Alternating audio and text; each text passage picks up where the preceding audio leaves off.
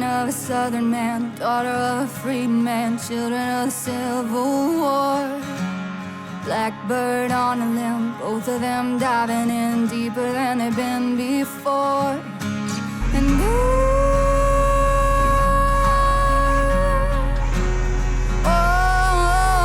down a red dirt path, covering their tracks, strangers in the light of day. Can't fight it, can't stop, and if they get caught, it's gonna be hell to pay. So baby, meet me down by the road, no river where the cool dark water meets the full moonlight. If we can sneak away, maybe we could be together. Candlelight, stop and love tonight.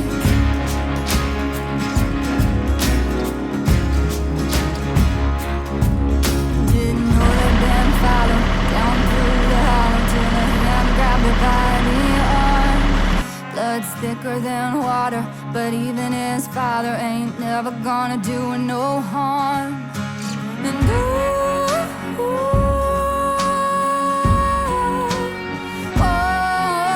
And whiskey on his breath, they were scared to death, and he was meaner than the devil himself. There was him with them, you can call it a sin, but the road no river won't tell. So baby, meet me down by the road, no river where the cool dark water meets the full moonlight. If we can sneak away, maybe we could be together. Candlelight, stop and love tonight.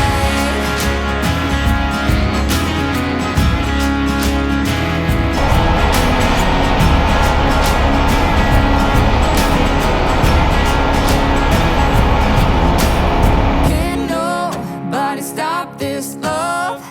Can't nobody stop this love. Can't nobody stop this love. Can't nobody stop this love. Can't nobody stop this love. Can't nobody stop this love. Can't nobody stop this love. Can't nobody stop this love. So baby, meet me down by the road, no river where the cool dark water meets the full moonlight. If we can sneak away, maybe we could be together. Can't nobody stop love tonight. So baby, meet me down by the road, no river where the cool dark water meets the full moonlight. If we can sneak away, maybe we could be together. Can't nobody stop love tonight.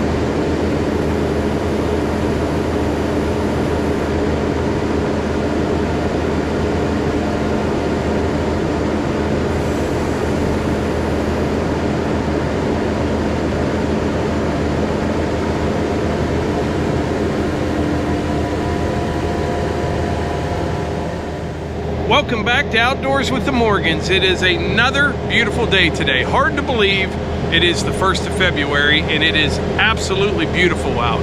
If you are wondering why I have the skid loader running wide open behind me, that's because government is stupid. I'm just gonna say what we're all thinking. I'm done using the skid loader, right? I got my lumber loaded up. I'm ready to head out to the kiln and I would like to leave. I'd like to leave right now after I strap down. However, when I was loading the lumber, the skid loader wanted to do a regen. So there it sits, running wide open, you know, burning fuel, putting more emissions into the air without even using the machine, all because government is stupid. Now you can disagree with me on all that, that's fine, it's okay to be wrong, don't worry about it. All right, so we're all strapped down, ready to head out to the kiln. But back to what I was saying, imagine how much more oil has to be produced annually just because of situations like I was just in. It's incredible. Now, like, it's a great machine and you can run it while it's doing a regen, but like in that situation, I was done with it, ready to park it. It's halfway through it. So you sit there for 10 minutes while it's burning more fuel. It just literally makes no sense to me at all, but it is what it is.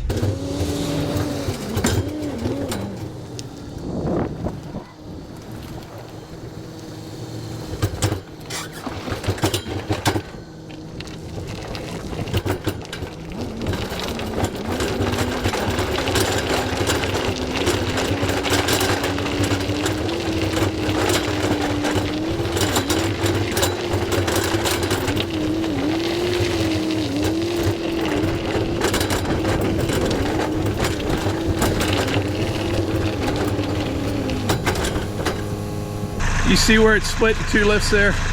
Yeah, go up a little bit. Tilt it down.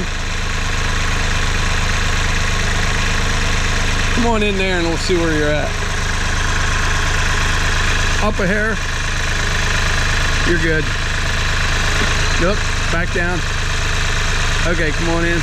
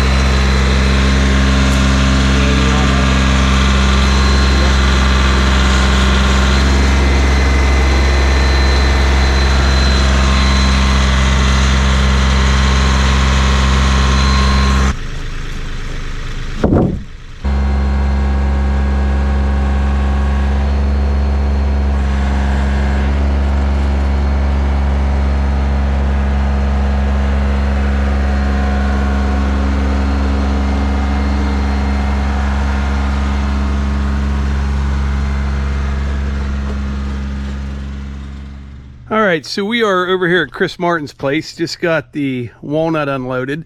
I think I nailed it just about right on what you can lift with your tractor. yeah. I mean, it's, you always say that, like, you know, you get whatever you need and you need a bigger size. I mean, I could always use a bigger tractor, but that was perfect for that guy. Yeah, so we brought some over, what, a couple months ago before? Yep, about 8 months or 8 weeks ago, yeah. Before I forget, if any of you are interested in any of this walnut, and you have a little bit of cherry from last time as well, don't you? Do you have any of that left? Yeah, we have some of the dimensional and then 2 pieces of the larger slabs you cut up. Yeah, so I'll put a link to Chris's website in the description, Martin Woodworking. But not only do you have the iDry kiln, he's got the flattener as well. And you tried it out just the other day on, you had some changes done to it, didn't you? Yeah, so we had Jay, the creator of it. He came back in and upgraded it. Got us some really nice upgrades for the machine, but also we made it wider. So now we went from being able to do 4 foot wide to right at 6 foot wide. Still 14 foot long, and then like up to like 12 inches thick. It's pretty wild. I've got some cookies on there right now that are like 6 inches that we can take a look at. Yeah, let's take a look at that. Then this piece of walnut right here, this came, I brought this out last time, didn't I? Yeah, this came out last time, and so about 5 weeks in the kiln, from fresh cut, we got it down. It's sitting at between 6 and 7% right now. No honeycombing, no major defects. It turned out real pretty. In fact, I may actually have this sold tonight. So how was that 6/4? Yeah. And how thick is it after you? Like It's right about like 1 1/8 inches, right on an inch or so. Yeah. Yep. Yeah, very nice. Yeah, let's take a look at the machine in here. Wow, look at this here. So this Are you going to flatten that? Yeah, and I've got its brother on the machine right now. Okay. Working right now, so it's a beast. Yeah, but we put this in. It went in in the last cycle, mainly to kill bugs because it's going to be hard to get the core something this thick fully dry. So, but it's been cut down for a couple years now, so it was ready. But wait till you see the grain in these. It's pretty. Wow, so look at that. How much more are you going to take this down? 1/4 inch on this side, but on the underside, the way it was just cut, it was freehanded with a chainsaw. It's probably got another 1.5 inches that. Right. So would you say you can do 6 by 14 now? Yeah. Wow. Yep. 6 by 14. Before, you know, like I said, and also 12 inches high. So anytime we had to do maintenance, you know, it was a hand crank. Yeah. It's 8 turns per inch, and I go up 12 inches. So 96 turns to get it all the way up, 96 to get it all the way back. Now it's all motorized. Okay. It's nice, nice beef, beefier cross member. So now there's less chatter. And man, he did an excellent job putting this together. Is these clamps, is that something you came up with, or Jay came up with that? No, this is actually from Woodpeckers. They're another company. I had their jig to run flattening. Yeah. And that's what we were using. So then when we upgraded to this, I just kept those. Right. So that's a 12-inch head on there? Yes. So the has a 12-inch cutter head. It's with 81 little rotatable, indexable teeth. It's powered by a 5 horsepower 3-phase motor. It also has a drum sander attachment in the back, also 12 inches. And then that silver looking box in the front is a joiner attachment. Okay. So we can get a glue ready joint, you know, larger slabs that need to be, you know, glued up. Right. So the advantage that you have here is you can dry stuff for people, and then if they're doing a big bar top or whatever, most people don't have the ability, you know, to flatten something like that the right way, and they're not going to get geared up to do that if they're doing 1 or 2 of those things per year or whatever. That's it. And then is their spouse going to leave and let them take that space up in their garage? Or if they're doing epoxy tables, you know, are they going to do it outside? Then all of a sudden, you know, you got all the plastic shavings that are floating through the neighborhood. Yeah. You know, so they can bring it here. We take care of all that. It's a nice hassle that we kind of help prevent in the household. So. Right. Very nice, man. JWC, Joinawood. Yep. Made in the USA. Very nice. You say that's maple? Yeah. Yeah, the guy said that this is from a maple tree. Yeah, I can see it's, And yeah, that was just a burl that's, you know, from the growth of the side. So he slabbed it up. And what's he going to make out of that? He's not sure yet. He's not sure if he's going to make something out of it or to try to put it on the marketplace. But you know, he brought it to us so we're going to dry it, and then we're going to get it flattened for him. Yeah, very nice.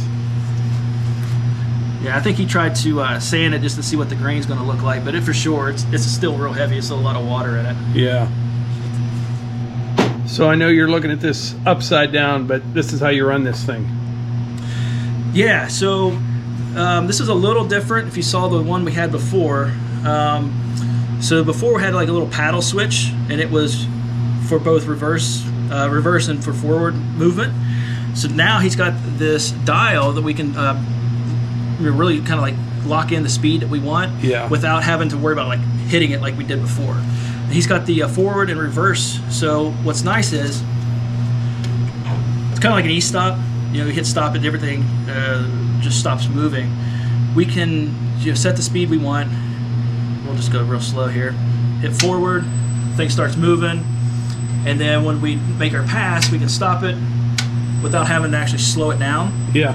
Go in reverse, and then when we're ready, we align it to the next cut, keeping the same speed because we've already locked that in. It gives us a really good finish, and then just go right back to it. Right. Kind of like I have the same control basically on my sawmill for the speed of my mill. You know what I mean? You can ease right into it. I listen to the engine and how fast you're cutting, you know, and then right. And I do the same thing because you can tell when it's like too much, or you can just listen to it. That's not really giving a good finish. It's tearing out the fibers instead of like slicing and cutting them. So that's what's really nice about this machine that he's got set up. Yeah. And this controls the drum sander too. It's real simple. We just lift the mechanism up, lower the drum sander, and then just fine tune it until we get that a really good finish going across the slab. But again, it's all once you've done it for a while, you can just hear. Yeah, that's the right sound that I'm looking for. And it's just super easy to fine tune it with this this new setup he's got. Yeah. Very nice. All right, well, I'm going to head back, get into something back at the Woodyard. Like I said, Chris's website will be in the description if you'd like to buy some of this wood or need flattening services, or your kiln stays. I hate to even tell them drying services because you're pretty. Yeah. Right now we're booked up. I mean, we stay booked up anywhere from like 3 to 6 months, and we're right at like 6, maybe 8 months right now. Looking at to get stuff dried. But reach out. Even if we don't have the stuff listed on the website, reach out if you're looking for something. We can work with you or whoever to get stuff cut. So we can get it. Yeah. And if you're looking for something special in walnut or cherry, let me know. Let us know. Yeah, absolutely. All right. Thanks, Chris. All right. Thanks, Mike.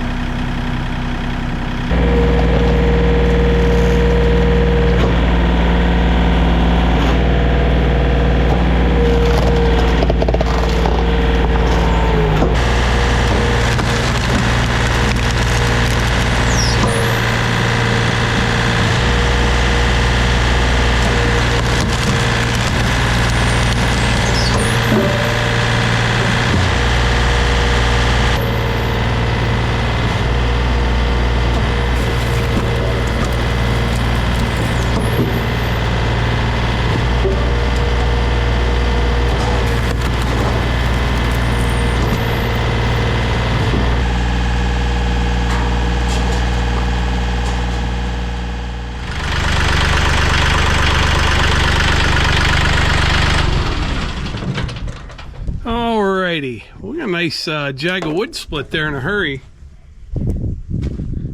I think I had the conveyor lined up exactly where I wanted it. As you can see, it's starting to kind of fall into the woodshed. Yeah, that's good. Levi will start stacking this tomorrow morning. I don't know if you can see that plane there. Look how low that plane is. I think I know who that is.